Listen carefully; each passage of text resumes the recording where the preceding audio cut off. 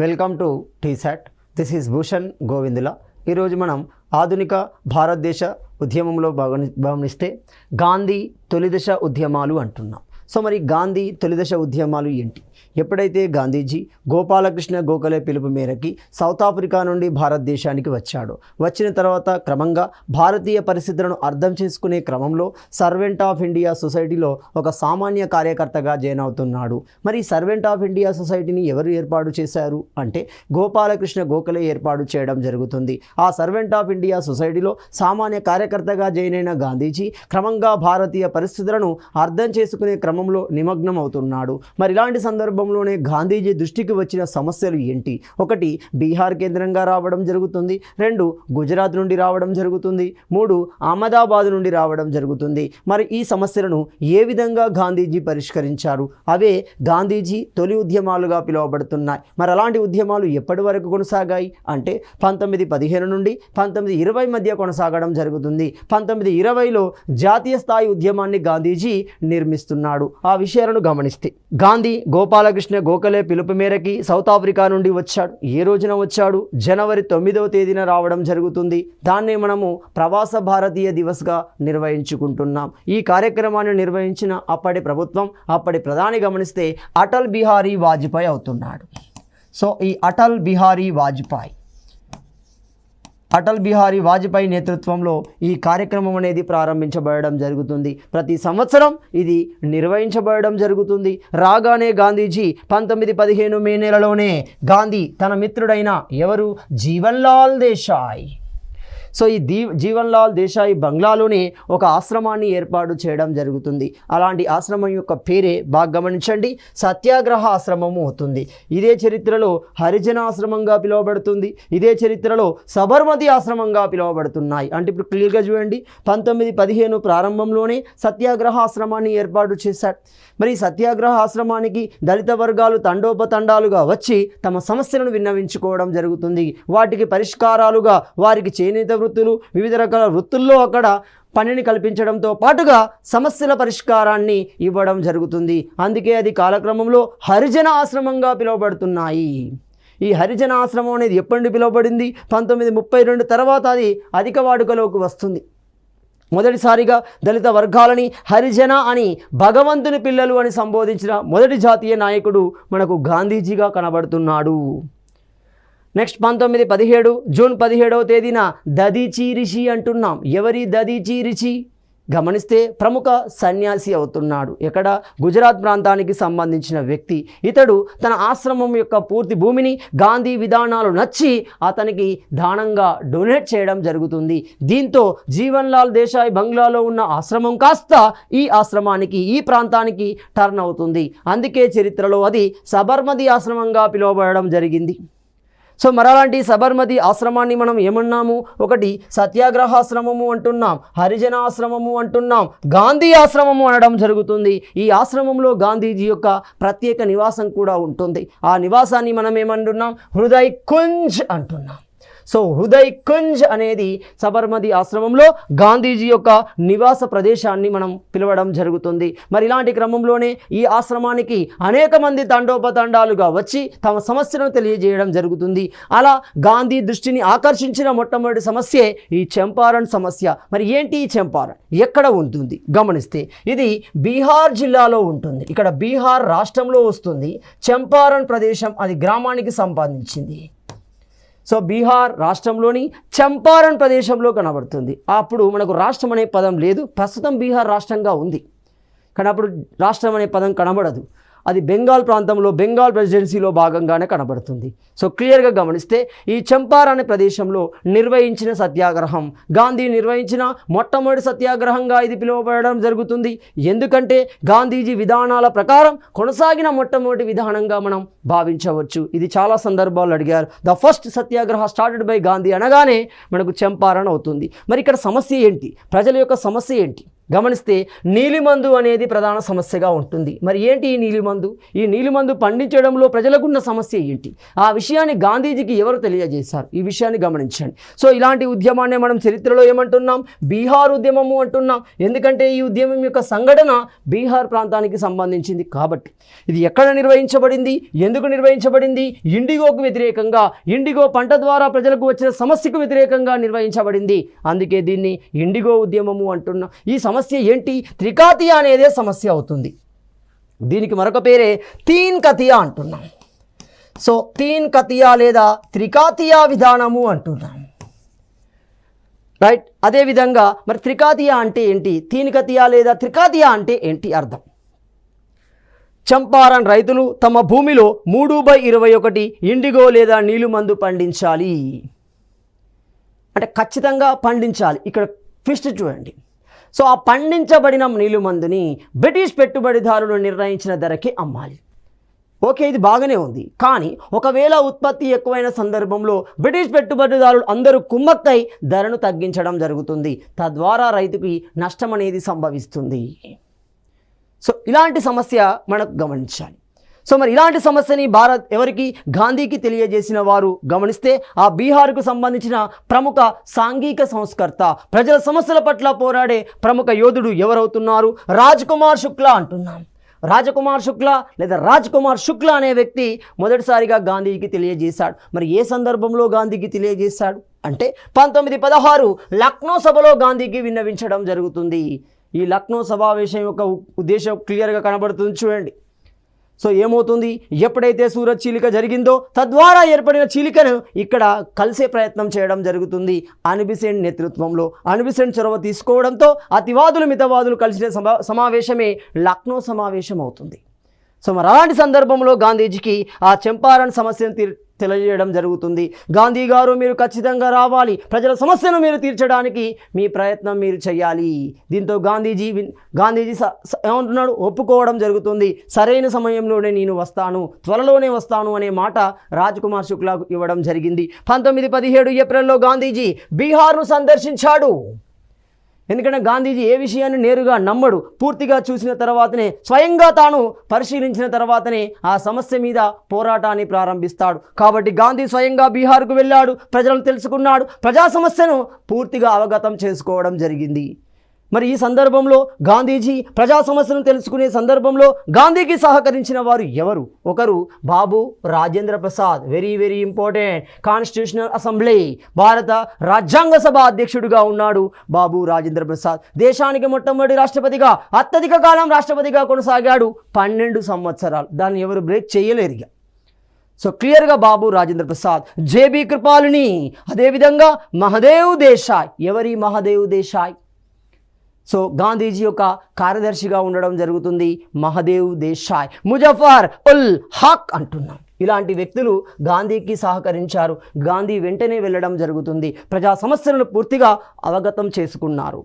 దీంతో గాంధీజీ నిర్ణయించారు, ఈ సమస్య లోతైనదే, ఈ సమస్య కష్టమైనదే, ఖచ్చితంగా దీన్ని తీర్చాలి. దానికోసం తన ఆయుధాన్ని ఉపయోగించే ప్రయత్నం చేశాడు. తన ఆయుధం ఏమవుతుంది? సత్యాగ్రహం అవుతుంది. మరి ఏంటి సత్యాగ్రహం? సత్యం, అహింస 2 పదాల కలయికనే మనము సత్యాగ్రహంగా పిలవడం జరుగుతుంది. ఎదుటి వ్యక్తిని శాంతియుతంగా మార్చాలి. తమ సమస్య పట్ల సమాధానం ఇచ్చే విధంగా అతనిలో పరివర్తన తేవాలి. ఇలాంటి హింసను ఉపయోగించకూడదు. అశాంతి మార్గం ఏమవుతుంది? శాంతి మార్గాలను ఉపయోగిస్తూ ఆ ఎదుటి వ్యక్తిని మార్చాలి. అప్పటి వరకు మన దగ్గర ఓపిక ఉండాలి. సో అదే సత్యాగ్రహం అవుతుంది. దాన్ని ఉపయోగించే ప్రయత్నం చేయడం జరుగుతుంది. ప్రజలను చైతన్యపరిచాడు. ప్రజలారా సత్యాగ్రహ ఆయుధాన్ని ఉపయోగించండి, ప్రభుత్వంపై మీ నిరసనలు తెలియజేయండి, శాంతియుత నిరసనలు తెలియజేయండి, ప్రభుత్వమే దిగి వస్తుంది అన్నాడు. గాంధీ ఎప్పుడైతే ఈ ఉద్యమాన్ని, ఈ సమస్యని ఒక ప్రజా ఉద్యమంగా మలిచాడో ప్రభుత్వం నిర్ణయానికి వచ్చింది. సో ఈ సమస్యను లోతుగా పరిశీలించడం కోసం చంపారన్ వ్యవసాయక దర్యాప్తు కమిటీని ఏర్పాటు చేసింది 1917లో. ఆనాటి బీహార్ ప్రభుత్వం ఆ చంపారన్ వ్యవసాయక దర్యాప్తు కమిటీని వేయడం జరుగుతుంది. అందులో గాంధీ కూడా సభ్యుడిగా ఉన్నాడు. ఎవరెవరు? జేబీ కృపాలని, గాంధీలు ఇద్దరు సభ్యులుగా ఉండడం జరుగుతుంది. మొత్తంగా సమస్యను కూలంకషంగా చర్చించి నివేదికను ప్రభుత్వానికి ఇవ్వడం జరుగుతుంది. ప్రభుత్వం నిర్ణయించి ఆ తీన్ కతియా లేదా త్రికాతియా విధానాన్ని రద్దు చేసింది.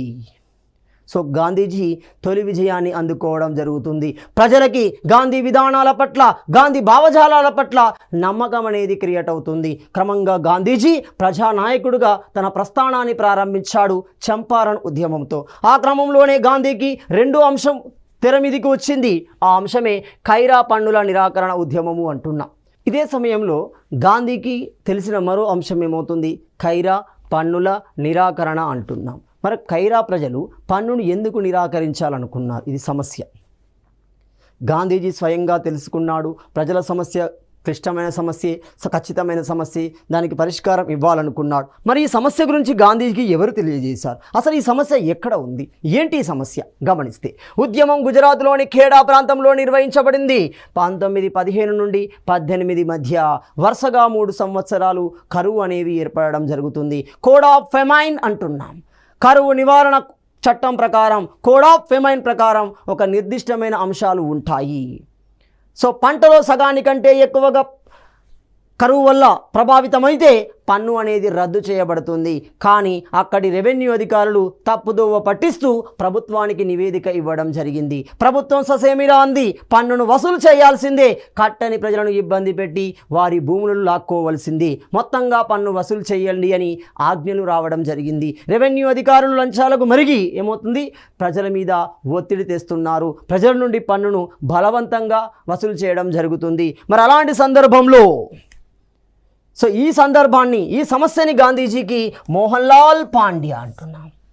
ఈ మోహన్ లాల్ పాండ్యా గాంధీజీకి విన్నవించడం జరిగింది. గాంధీ గారు, ఖైరా ప్రజలు అత్యధిక సమస్యలను ఎదుర్కొంటున్నారు. మీరు చంపారణ్లో ఏ విధంగా సమస్యకు పరిష్కారం ఇచ్చారో, పరిష్కారాన్ని చూపగలిగారో, అలాంటి పరిష్కారమే ప్రజల తరపున మీరు చూపండి అని రావడం జరిగింది. మోహన్ లాల్ పాండ్యా ఇచ్చిన సమస్యను క్షుణ్ణంగా గమనించిన గాంధీజీ ఖైరా ప్రాంతానికి వెళ్తున్నాడు. గాంధీజీ, సర్దార్ వల్లభాయ్ పటేల్, సారాభాయ్, ఇందులాల్ యాగ్ని, ఇలాంటి వారి బృందం మొత్తం ప్రజల దగ్గరికి వెళ్ళింది. సమస్యను క్షుణ్ణంగా పరిశీలించింది. ప్రభుత్వాలతో మంతనాలు కూడా జరపడం జరిగింది. ప్రజలకు గాంధీజీ ఒక హామీనిచ్చాడు, ప్రభుత్వం దిగి వచ్చే వరకు మీ నిరాకరణ ఆపకూడదు, మీ నిరాకరణ శాంతియుతంగానే కొనసాగాలి.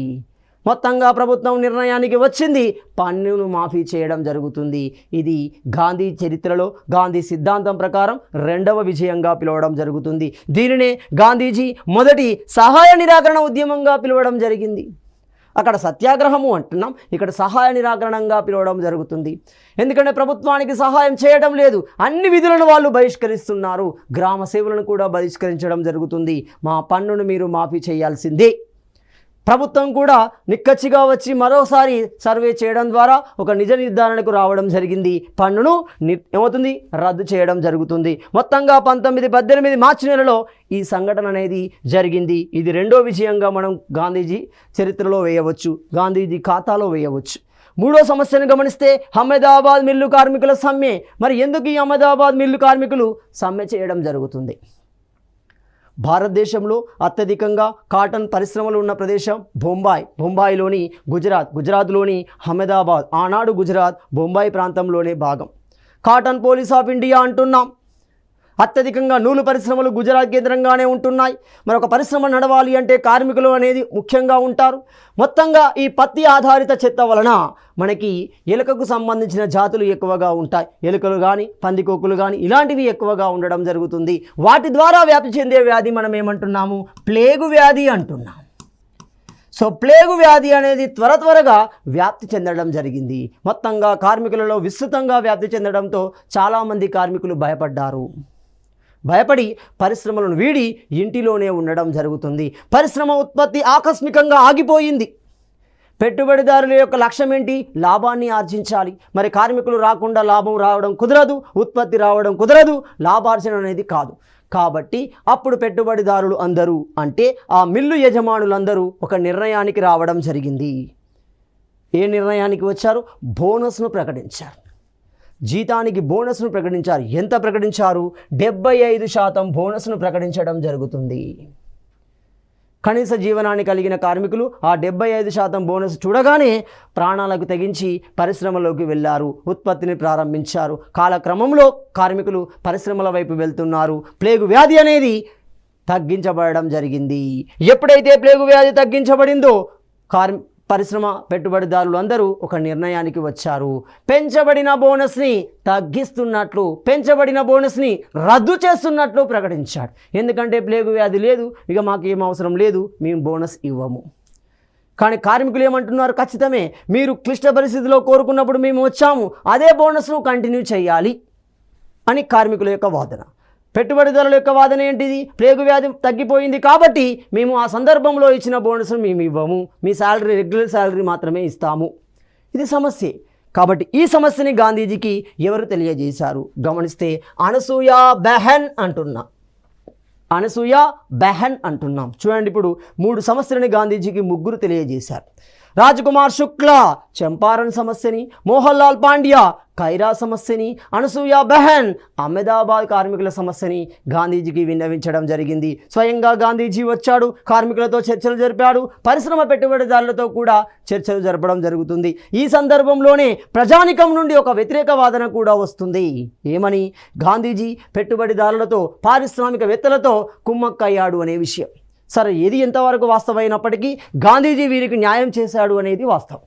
ఇక్కడ గమనిస్తే చివరకు గాంధీ మధ్యవర్తిత్వంతో 30% బోనస్ ఇవ్వడానికి యాజమాన్యం ఒప్పుకోవడం జరుగుతుంది. ఇక్కడ క్లియర్గా గమనించండి. ఎంత? 35% అంటున్నాం. అంటే కార్మికులు కోరుకున్నది ఏంటి? 75% ఇవ్వకండి, 75% అడగడం లేదు, కనీసం 50% ఇవ్వండి అంటున్నాడు.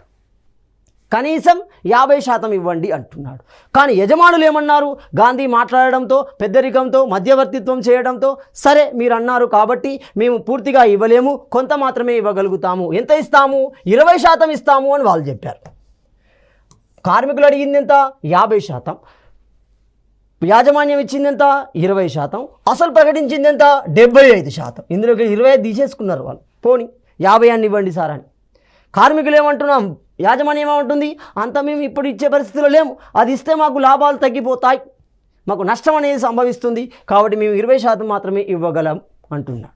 అప్పుడు గాంధీ ఎంటర్ అయ్యి ఈ ఇద్దరి మధ్య మార్గంగా 35% తీసుకొచ్చాడు. చూడండి, 50లోకి వెళ్ళి 15 తీస్తే 35, 20కి 15 కలిపితే 35. అదే మధ్య మార్గంగా ఒక నిర్ణయానికి రావడం జరిగింది. దీంతో పరిశ్రమ పెట్టుబడిదారులు నిర్ణయానికి ఒప్పుకున్నారు. దీంతో గాంధీజీ ఖాతాలో 3వ విజయం అనేది రావడం జరుగుతుంది. సో మొత్తంగా గాంధీజీ చేపట్టిన ప్రతి కార్యక్రమం విజయవంతం అవుతుంది. ప్రజలకి గాంధీ విధానాల పట్ల, గాంధీ పట్ల గౌరవం పెరిగింది, నమ్మకం అనేది పెరిగింది. ఇతని దగ్గరికి సమస్య వెళ్తే ఖచ్చితంగా పరిష్కారం చూపబడుతుంది. దీంతో సబర్మతి ఆశ్రమానికి ప్రజా సమస్యల వెల్లు అనేది క్రమక్రమంగా పెరుగుతూ వచ్చింది. గాంధీజీ ఒక జాతీయ నాయకుడుగా కావాల్సిన కార్యక్రమాలు, పరిస్థితులు అనేవి ఉద్భవిస్తున్నాయి. సో ఇలాంటి సందర్భంలోనే, ఇక్కడ ఈ అహ్మదాబాద్ సందర్భంలోనే గాంధీకి ఎవరితోని? అంబలాల్ సారాభాయ్తోని పరిచయం ఏర్పడడం జరిగింది. సో ఇక్కడ అంబలాల్ సారాభాయ్ ఒక పారిశ్రామికవేత్త. సో ఇది దృష్టిలో పెట్టుకొని గాంధీజీ మీద నెగిటివ్ ఒపీనియన్ క్రియేట్ చేసే ప్రయత్నం జరిగింది. కానీ ఇక్కడ న్యాయం జరిగింది అనేది వాస్తవం. సో అదే క్రమంలో 19 సంఘటనలు అంటున్నాం. మరి ఏంటి 19 సంఘటనలు? మొత్తం జాతీయోద్యమంలో 19 అనగానే మనకి 4 సంఘటనలు గుర్తుకు రావాలి. అవి ఏంటి ఆ 4 సంఘటనలు? ఒకటి రౌలత్ చట్టం, దాని వ్యతిరేక ఉద్యమము అంటున్నాం. చట్టం వచ్చింది, చట్టాన్ని వ్యతిరేకిస్తూ ఉద్యమం నిర్వహించబడింది. దాన్నే రౌలత్ వ్యతిరేక ఉద్యమం, రౌలత్ చట్టం వ్యతిరేక ఉద్యమంగా భావిస్తున్నాం. 2 జలియన్ వాలా బాగ్ దురంతం అనేది జరుగుతుంది, ఒక దుర్ఘటన అనేది జరుగుతుంది. అదేవిధంగా ఖిలాఫత్ ఉద్యమం, మరో సమస్య ఉద్భన్నమవుతుంది మొదటి ప్రపంచ యుద్ధంలో. ఆ సమస్య పరిష్కారం కోసం ముస్లింలు ప్రయత్నిస్తున్నారు. ఆ ప్రయత్నమే ఖిలాఫత్ ఉద్యమ రూపంలోకి వస్తుంది. దీనికి నాయకుడుగా గాంధీ నిర్వహించబడతాడు. ఈ క్రమంలోనే సహాయ నిరాకరణం అనే ఒక జాతీయ స్థాయి ఉద్యమాన్ని, హిందూ ముస్లింలతో కూడిన ఒక జాతీయ స్థాయి ఉద్యమాన్ని నిర్మించడం జరుగుతుంది. 19 సంస్కరణలు అంటున్నాం. ఈ 19 సంస్కరణలనే చరిత్రలో మాంటేగు, చేమ్స్ఫోర్డ్ సంస్కరణలు అంటున్నాం. సో మాంటేగు, చేమ్స్ఫోర్డ్ సంస్కరణలుగా 19 సంస్కరణలు పిలువబడుతున్నా. అందులో మొదటిది ఏమంటున్నాం? రౌలత్ చట్టము అంటున్నాం. ఎందుకు రౌలత్ చట్టం? Sydney cotton Rowlatt, very very important. Sydney cotton Rowlatt అనే వ్యక్తి దీనికి అధ్యక్షుడిగా ఉన్నాడు కాబట్టి ఇతని పేరునే పిలుస్తాం. ఉదాహరణకి శ్రీకృష్ణ కమిటీ చూడండి, జస్టిస్ బిఎన్ శ్రీకృష్ణ దానికి అధ్యక్షుడు. ప్రణబ్ ముఖర్జీ కమిటీ చూడండి, ప్రణబ్ ముఖర్జీ దానికి అధ్యక్షుడు. ఎస్ఆర్సి చూడండి, ఫజల్ అలీ దానికి అధ్యక్షుడు. కాబట్టి ఒక కమిటీకి ఎవరైతే అధ్యక్షుడు ఉంటాడో అతని పేరు మీద ఆ కమిటీ పిలువబడుతుంది. సో ఇక్కడ కూడా ఏమవుతుంది, సిడ్నీ కాటన్ రౌలత్ అనే వ్యక్తి దానికి అధ్యక్షుడిగా ఉన్నాడు. మరి ఈ చట్టం ఎందుకు తేవాల్సి వచ్చింది, ఏ నేపథ్యంలో తేవాల్సి వచ్చింది గమనిస్తే, మొదటి ప్రపంచ యుద్ధ సమయంలో భారత్లో చెరలేగిన విప్లవ కార్యకలాపాలని అంటున్నాం. ఎప్పుడు జరిగింది మొదటి ప్రపంచ యుద్ధం? మనకి 1914 నుండి 1918 మధ్య జరిగింది. మరి ఈ సందర్భాన్ని విప్లవకారులు తమ వైపు ఉపయోగించుకున్నారు. తమ ప్రభావాన్ని పెంచుకోవడం కోసం తమదైన సంస్థలను ఏర్పాటు చేసుకుంటున్నారు, తమదైన రాజకీయ శిక్షణా తరగతులను ఏర్పాటు చేసుకుంటున్నారు, తమదైన కార్యక్రమాల ద్వారా యువతని ఆకర్షిస్తూ తమ బలాన్ని పెంచుకునే ప్రయత్నం చేయడం జరుగుతుంది. బ్రిటిష్ వారికి ఇది ఎప్పుడైనా థ్రెట్ అనే విషయం బ్రిటిష్ వాళ్ళు గుర్తించారు. చూడండి, మొదటి ప్రపంచ యుద్ధంలో పాల్గొంటూనే భారతదేశాన్ని కాపాడుకునే ప్రయత్నం చేశారు. ఎందుకు ప్రయత్నం చేశారు? ఒకవేళ భారతదేశం వాళ్ళ చేతి నుండి వెళ్ళిపోతే లండన్ కేంద్రంగా ఉన్న కంపెనీ మొత్తం దివాలా తీయవలసింది. ఎందుకు తీయవలసి వస్తుంది అంటే ఆ పరిశ్రమలకు కావలసిన ముడిసరుకు భారతదేశం నుండే ఉత్పత్తి అవుతుంది. పత్తి రూపంలో, సుగంధ ద్రవ్యాల రూపంలో, ఇతర నీలిమందు రూపంలో. ఆ పరిశ్రమలు ఉత్పత్తి చేసే వస్తువులను అమ్మే అతిపెద్ద మార్కెట్ భారతదేశమే అవుతుంది. కాబట్టి ఈ రెండు కోణాల దృష్ట్యా బ్రిటిష్ ప్రభుత్వం మొదటి ప్రపంచ యుద్ధంతో పాటుగా సమానమైన హోదాని భారతదేశానికి ఇచ్చింది. వాళ్ళ దృష్టిలో భారతదేశం కూడా అంత ప్రాధాన్యమైనది. కాబట్టి క్రమంగా ఈ విప్లవ భావజాలు పెరిగితే, అవి మనకు వ్యతిరేకంగా ఉద్యమాలు నిర్వహిస్తే మనం భారతదేశాన్ని ఖాళీ చేయవలసి వస్తుంది. కాబట్టి బ్రిటిష్ వారు భారతదేశాన్ని ఖాళీ చేయడానికి సిద్ధంగా లేరు. కాబట్టి ఈ విప్లవ కార్యక్రమాలను ఏ విధంగా తగ్గించాలి, ఈ విప్లవ భావజాలాన్ని ఏ విధంగా తగ్గించాలి, దానికోసం సూచనలు చేయడం కోసం మనకి రౌలత్ చట్టాన్ని తీసుకురావడం జరుగుతుంది. సో రౌలత్ ఒక కమిటీని వేయడం జరుగుతుంది. జస్టిస్ సిడ్నీ కాటన్ అధ్యక్షతన ఎప్పుడు ఏర్పాటు చేశారు? 1917 అక్టోబర్లో ఏర్పాటు చేయడం జరిగింది. సో చేయడంతో అది పూర్తిగా పరిస్థితులను అవగాహన చేసుకొని ఏ విధంగా వాటిని కంట్రోల్ చేయాలి, ఎలాంటి చర్యలు తీసుకుంటూ ఒక నివేదికను సమర్పించింది. ఎప్పుడు సమర్పించింది? 1918 ఏప్రిల్లో సమర్పించడం జరిగింది. సో ఈ రిపోర్ట్ ఆధారంగా మనకి ఏమవుతుంది, ఒక బిల్ అనేది రూపొందించబడడం జరిగింది. 1919 ఫిబ్రవరి 6వ తేదీన దీనిని ప్రవేశపెట్టడంతో గాంధీజీ 1919 ఫిబ్రవరి 24న బొంబాయిలో సత్యాగ్రహ సభను ఏర్పాటు చేశారు. ఆ నివేదికలోని అంశాలను వ్యతిరేకించాడు. సో ఆ నివేదికలో అంశాలు ఏమున్నాయి? ఎప్పుడైనా, ఎవరినైనా, ఎక్కడైనా, ఎంతసేపు అయినా, ఏ కారణం లేకుండా ఎలాగైనా నిర్బంధించవచ్చు. అంటే సింపుల్, ఒక వ్యక్తికి నివసించడానికి ఎలాంటి హక్కులు ఉండవు, ఎవరినైనా తీసుకెళ్ళవచ్చు. అంటే నిర్దాక్షిణ్యంగా భారతీయ హక్కులపై నిర్బంధాన్ని మోపడమే ఈ రౌలత్ యొక్క ఉద్దేశం. కాబట్టి గాంధీజీ నిర్ణయించాడు, ఆ చట్టాన్ని ఎట్టి పరిస్థితులలో దేశంలో అమలు చేయకూడదు, ఆ చట్టాన్ని మీరు వెంటనే తిరిగి తీసుకోండి, వెనక్కు తీసుకోండి అని సత్యాగ్రహ సభను ఏర్పాటు చేశాడు. ఏర్పాటు చేయడమే కాకుండా, ఒకవేళ మీరు నేను ఇచ్చిన టార్గెట్ లోపు, ఎప్పటివరకు? మార్చి 31 లోపు, మార్చి 31 లోపు మీరు పెట్టిన బిల్లును తిరిగి తీసుకోకపోతే, వెనక్కు తీసుకోకపోతే జాతీయ స్థాయి సత్యాగ్రహాన్ని నిర్వహిస్తాను అని వార్నింగ్ ఇవ్వడం జరిగింది. దాన్ని పట్టించుకోలేదు. ఇవ్వగానే 1919 మార్చి 21 నాటికే అప్పటి వైస్రాయి చేమ్స్ఫర్డ్ ఏం చేశాడు? బిల్లుపై, చట్టంపై ఆమోదం తెలపడం జరిగింది. చట్టాన్ని దేశంలో అమలు పరుస్తున్నట్టు ప్రకటన కూడా చేయడం జరిగింది. దీంతో ఏప్రిల్ 6న సత్యాగ్రహం చేపట్టడం జరిగింది. సో ఇక్కడ క్లియర్గా గమనించండి, ఫస్ట్ డేట్ ఎంత? మార్చి 31. ఆ డేట్న గాంధీజీ అనివార్య కారణాల వల్ల డేట్ని ఏప్రిల్ 6కు మార్చుతున్నాడు. సో మార్చి 31వ తేదీనానే ఢిల్లీ కేంద్రంగా మనకి ఏమవుతుంది, 30-31వ తేదీనానే మనకి ఏమవుతుంది, సత్యాగ్రహానికి, రౌలత్ చట్టానికి వ్యతిరేకంగా సత్యాగ్రహం అనేది నిర్వహించబడుతుంది. మరి ఇలాంటి సందర్భంలో ఢిల్లీ కేంద్రంగా సత్యాగ్రహాన్ని నిర్వహించిన వ్యక్తి ఎవరు? స్వామి శ్రద్ధానంద అవుతున్నాడు. స్వామి శ్రద్ధానంద అవడం జరుగుతుంది. సో ఇలాంటి సందర్భంలో జాతీయ స్థాయిలో ఏప్రిల్ 6న సత్యాగ్రహం చేపట్టబడింది. ఢిల్లీ కేంద్రం మాత్రం మార్చి 30-31వ తేదీలలోనే నిర్వహించబడింది. ఇక్కడ ఈ చట్టాన్ని బ్రిటిష్ సైతాన్ స్వభావం స్పష్టపరుస్తుంది అని గాంధీజీ వ్యాఖ్యానించారు. సో ఆ చట్టాన్ని వ్యతిరేకిస్తూ తనదైన కామెంట్ ఇవ్వడం జరుగుతుంది. ఇది ఒక నల్ల చట్టము అంటున్నాడు. అంటే అర్థమేమవుతుంది? నల్ల చట్టం అంటే హక్కులను కాలరాసే చట్టము అంటాడు. దానికి బ్లాక్ యాక్ట్ అంటున్నాం. అదేవిధంగా ఈ చట్టం ఏం చేస్తుంది? బ్రిటిష్ యొక్క సైతాన్ స్వభావాన్ని తెలియజేస్తుంది, స్పష్టపరుస్తుంది అంటున్నాం. ఒక సైకోయిజాన్ని స్పష్టపరుస్తుందని గాంధీజీ వ్యాఖ్యానించడం జరిగింది. ఏప్రిల్ 6న ఏ రోజుగా నిర్వహించాలని గాంధీజీ పిలుపునిచ్చాడు? జాతిని అవమానించిన దినంగా పిలుపునిచ్చాడు, లేదా ప్రార్థన గౌరవ భంగ దినం ఆ రోజుగా నిర్వహించుకోవాలని పిలుపునివ్వడం జరిగింది. దేశవ్యాప్తంగా సత్యాగ్రహంలో భాగంగా ఈ రోజు అనేది ఘనంగా నిర్వహించబడింది. చట్టానికి వ్యతిరేకంగా బలమైన సత్యాగ్రహం అనేది నిర్వహించబడింది. నెక్స్ట్ గమనిస్తే చివరకు గాంధీజీ ఏప్రిల్ 9న అరెస్ట్ చేయబడి జైల్లో నిర్బంధించబడడం జరుగుతుంది. ఈ సందర్భంలోనే చట్టాన్ని గాంధీజీ రాక్షస చట్టం లేదా నల్ల చట్టంగా అభివర్ణించడం జరిగింది. అంతేకాకుండా ఉద్యమంలో ఇది మొదటి అఖిల భారత ఉద్యమంగా పిలువబడుతుంది. మొత్తం భారత జాతీయోద్యమంలోనే జాతీయ స్థాయిలో గాంధీ ఆధ్వర్యంలో అంటే ఒక జాతీయ స్థాయి ఉద్యమంగా మలచబడింది, నిర్వహించబడలేదు పూర్తి స్థాయిలో. కానీ హిందూ ముస్లింలతో కూడి ఒక జాతీయ స్థాయి ఉద్యమంగా సహాయ నిరాకరణోద్యమం కనబడుతుంది. కానీ ఇక్కడ జాతీయ స్థాయి ఉద్యమంగా పరిణతి చెందే క్రమాన్ని కనబడుతుంది. అంటే బేసిక్ స్థాయి జాతీయ స్థాయికి మధ్య మార్గంగా మనకు ఈ సత్యాగ్రహం కనబడడం జరుగుతుంది. మొత్తంగా గాంధీజీ ప్రజల్లో ఒక రకమైన చైతన్యాన్ని నింపగలిగాడు, కావలసిన పునాదిని నిర్మించుకోవడం జరిగింది. మరి ఇలాంటి క్రమంలోనే జలియన్ వాలా బాగ్ జరుగుతుంది. మరి ఏంటి జలియన్ వాలా బాగ్? సో బాగ్ అంటే పూల తోట అవుతుంది. మరి ఏం జరిగింది? గాంధీజీ ఇచ్చిన నిర్ణయం ప్రకారం ఏప్రిల్ 6లో జాతీయ స్థాయి సత్యాగ్రహాలు జరిగాయి. అలాంటి సత్యాగ్రహాలే వాయువ్య భారతమైన పంజాబ్ కేంద్రంగా కూడా నిర్వహించబడ్డాయి. సో ఎప్పుడు నిర్వహించబడ్డాయి? ఏప్రిల్ 13వ తేదీన మనకు జలియన్ వాలా బాగ్ అనే సంఘటన జరుగుతుంది. మరి ఎందుకు జరిగింది? ఏ నేపథ్యంలో జరిగింది? గమనిస్తే రౌలత్ వ్యతిరేక ఉద్యమం పంజాబ్ కేంద్రంగా కొనసాగిస్తున్న డాక్టర్ సత్యపాల్, డాక్టర్ సైఫుద్దీన్ కిచ్లూ అంటున్నాం.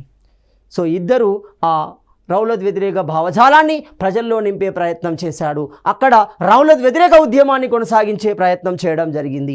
ఎప్పుడు చేశారు? ఏప్రిల్ 10వ తేదీన చేశారు. ఏప్రిల్ 9వ తేదీన గాంధీజీ అరెస్ట్ చేయబడి జైల్లో ఉన్నాడు. సో ఏప్రిల్ 10న వీళ్ళు నిర్వహిస్తున్నారు, వీళ్ళని కూడా అరెస్ట్ చేయడం జరుగుతుంది. అప్పుడు ప్రజల్లో ఒక విధానం ఏర్పడింది. అసలు ఏంటి రౌలత్ చట్టం? ఎందుకు వీళ్ళని అరెస్ట్ చేశారు? ఎక్కడ నిర్బంధించారు? సో ఇలాంటి అంశాలను తెలుసుకోవడం కోసం నిర్వహించబడిన సమావేశమే జలియన్ వాలా బాగ్ తోటల సమావేశం అవుతుంది. 1919 ఏప్రిల్ 13న పంజాబీ ఉగాది, దీన్ని మనం ఏమంటాం? బైసాఖీ పండుగ అంటున్నాం. ఈ సమయంలో పంజాబ్ లెఫ్టినెంట్ జనరల్గా ఎవరున్నారు? మైకేల్ డయ్యర్ ఉండడం జరుగుతుంది. ఇతని ఆజ్ఞ పేరుకి బ్రిగేడియర్ జనరల్ రెజినాల్డ్ డయ్యర్ ఉంటున్నాడు. సో ఇతడు ఈ సంఘటనకు ప్రధాన కారకుడుగా పిలువబడుతున్నాడు. దాదాపు 10 నిమిషాల పాటు కొనసాగిన కాల్పులలో 1000కి పైగా ఉద్యమకారులు చనిపోవడం జరిగింది. కానీ ప్రభుత్వ లెక్కల ప్రకారం ఇది తప్పుగా చూపబడింది. ఎంత చూపబడింది? గమనిస్తే బ్రిటిష్ ప్రభుత్వం ఏర్పాటు చేసిన హంటర్ కమిషన్ ప్రకారం ఈ పాయింట్ ఇంపార్టెంట్. అంటే జలియన్ వాలా బాగ్ సంఘటన, దానికి ప్రధాన కారణాలు ఏంటి, ఇలాంటి అంశాలను పరిశీలించడం కోసం వేయబడిన కమిటీ హంటర్ కమిటీ. ఇంకో కమిటీ కూడా ఉంటుంది, హంటరే, అది విద్యకు సంబంధించింది. సో ఇది ఏమవుతుంది? జలియన్ వాలా బాగ్ సంఘటనకు సంబంధించింది. దీని ప్రకారం 379 మంది మరణించడం జరుగుతుంది. జనరల్ మైకేల్ డయ్యర్పై ఉద్దమ్ సింగ్ 1940 మార్చి 13న లండన్లో దాడి చేయడం జరిగింది. సో ఈ సంఘటనను వ్యతిరేకిస్తూ రవీంద్రనాథ్ ఠాగూర్ తన నైట్హుడ్ సర్ అనే బిరుదులని బ్రిటిష్ వారికి ఇవ్వడం జరిగింది. అంతేకాకుండా శంకరం నాయక్ తన వైస్రాయి కౌన్సిల్ సభ్యత్వానికి రాజీనామా చేయడం జరుగుతుంది. సో దీన్నే మనం చరిత్రకారులు ఏమంటున్నారు? పంజాబ్ మిస్టేక్ లేదా పంజాబ్ తప్పులుగా పిలవడం జరిగింది. అలాంటి క్రమంలోనే మరో సంఘటన ఖిలాఫత్ ఉద్యమము అంటున్నాం. మరి ఖిలాఫత్ ఉద్యమం ఎప్పుడు కొనసాగింది? 1919 నుండి 1922 మధ్య కొనసాగడం జరుగుతుంది. ఇక్కడ గమనించాలి, ఖిలాఫత్ ఉద్యమం ప్రారంభమైంది 1919. ఆ తర్వాత అది సహాయ నిరాకరణోద్యమంలో భాగంగానే 22 వరకు కొనసాగడం జరుగుతుంది. మరి ఏంటి? మొదటి ప్రపంచ యుద్ధంలో ఖలీఫా అయిన టర్కీ సుల్తాన్ జర్మనీ, ఆస్ట్రియా, హంగేరీల తరపున పోటీ చేయడం జరుగుతుంది. వారికి మద్దతు ఇచ్చాడు, అంటే బ్రిటిష్కు వ్యతిరేక కూటమిలో జాయిన్ అయ్యాడు. మొత్తంగా మొదటి ప్రపంచ యుద్ధంలో బ్రిటిష్ వ్యతిరేక కూటమి ఓడించబడింది. దీంతో బ్రిటన్ మరియు టర్కీల మధ్య సెవర్స్ సంధి అనేది జరుగుతుంది. ఎప్పుడు జరిగింది? 1920 మే నెల నాటికి సెవర్స్ సంధి అనేది జరుగుతుంది. ఈ సంధి ప్రకారం అనేక ఆంక్షలు టర్కీ సుల్తాన్ పైన మోపబడుతున్నాయి. ఏంటి? ముస్లిం అధికారి బిరుదు అయిన ఖలీఫా రద్దు చేయబడుతుంది. 1. ముస్లిం పవిత్ర స్థలాలు పంచిపెట్టబడతాయి. దీంతో వాళ్ళ ఖలీఫా పదవిని తిరిగి పునరుద్ధరించడం కోసం ప్రయత్నాలు జరిగాయి. అలాంటి ప్రయత్నాలలో భాగంగానే సేద్ చోటాని అధ్యక్షుడిగా, షౌకత్ అలీ సెక్రటరీగా ఆల్ ఇండియా ఖిలాఫత్ కమిటీ బొంబాయిలో ఏర్పడడం జరుగుతుంది. అధ్యక్షుడు ఎవరవుతున్నారు? సేద్ చోటాని అవుతున్నాడు. కార్యదర్శి ఎవరవుతున్నారు? షౌకత్ అలీ అవుతున్నారు. ఈ కమిటీ యొక్క ఉద్దేశం ఏంటి అంటే ఖలీఫా పదవిని తిరిగి పునరుద్ధరించడం. క్లియర్గా గమనించండి. క్రమంగా ఈ ఉద్యమం భారతదేశంలోకి రావాలి. క్రమంగా ఈ ఉద్యమ భావజాలాన్ని భారతదేశంలో విస్తరించడానికి నాయకులు నియమించబడ్డారు. షౌకత్ అలీ, మహమ్మద్ అలీ అంటున్నాం. ఇద్దరి నాయకత్వంలో ఉద్యమం అనేది దేశంలో ప్రారంభమవుతుంది. ఇక్కడే అసలు ట్విస్ట్ ఉంటుంది. ఒక ఉద్యమాన్ని కొనసాగించే సత్తా, ఉద్యమాన్ని కొనసాగించే సామర్థ్యాలు అప్పటికి ముస్లింలకు లేవు. ఎందుకంటే అప్పటి వరకు ఇంత స్థాయిలో ఉద్యమాన్ని కొనసాగించిన దాఖలాలు కనబడటం లేదు. అక్కడ ఉంది బలమైన ప్రత్యర్థి బ్రిటిష్. మరి అలాంటి బ్రిటిష్ వారిని ఒప్పించే సామర్థ్యంలో విజయాన్ని సాధించిన వాడు గాంధీజీ. కాబట్టి వాళ్ళ దృష్టి గాంధీజీ వైపు వెళ్ళింది. గాంధీజీని అభ్యర్థించారు. ఆ అభ్యర్థనను ఒప్పుకున్న గాంధీజీ ఉద్యమంలోకి వచ్చాడు. ఉద్యమాన్ని నిర్మించే ప్రయత్నం చేయడం జరుగుతుంది. ఉద్యమాన్ని నిర్మించే ప్రయత్నం చేశాడు. 1919 అక్టోబర్ 17న అఖిల భారత ఖిలాఫత్ డేను ప్రకటించడం జరుగుతుంది. 1919 నవంబర్ 23న ఖిలాఫత్ ఉద్యమానికి గాంధీ నాయకుడుగా ఢిల్లీ సమావేశంలో నిర్ణయించబడ్డాడు. 1920 మార్చి 10న గాంధీ ఖిలాఫత్ ప్రణాళికను రూపొందించడం జరుగుతుంది.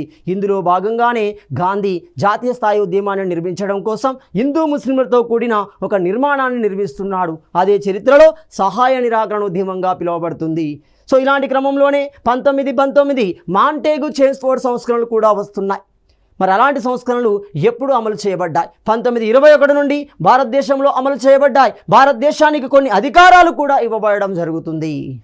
మొత్తంగా 1919 చివరి నాడు జరిగిన అనేక సంఘటనల్లో గాంధీజీ క్రియాశీలక పాత్ర పోషిస్తున్నాడు. వీటిని మనము గాంధీజీ ఆధ్వర్యంలో జరిగిన తొలి ఉద్యమాలుగా పిలవడం జరుగుతుంది. క్రమంగా గాంధీజీ సహాయ నిరాకరణ, శాసనోల్లంఘన, క్విట్ ఇండియా ఉద్యమంలో క్రియాశీలక పాత్ర పోషిస్తాడు. ప్రజల చేత జాతి పితాగా, ఫాదర్ ఆఫ్ నేషన్గా పిలువబడడం జరిగింది. తదుపరి అంశాన్ని మనము తదుపరి వీడియోలో చర్చించుకుందాం.